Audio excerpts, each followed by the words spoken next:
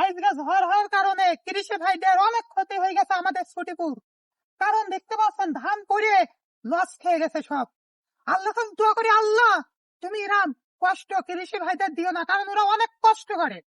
কারণ ওরা এই ধান বাড়ি না যাওয়া পর্যন্ত ওদের মাথায় টেনশন থাকে। আল্লাহ দোয়া করে, আল্লাহ আমার ধান বাড়ি না আসলে আমি এই বছর কিভাবে চলবো, কিভাবে বেড়াবো।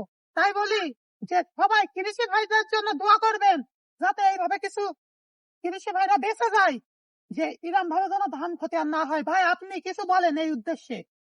আমি শুধু একটা কথা আপনাদের সামনে মেসেজ পৌঁছে দিতে চাই। মানুষ গুনাহ করে প্রচুর গুনাহ করতেছে।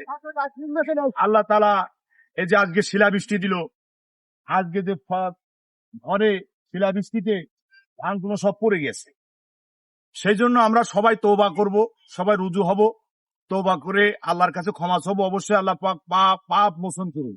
সেই জন্য আমরা সবাই দ্বীনের প্রতি, ইসলামের প্রতি সর্বদাই টিকে থাকবো।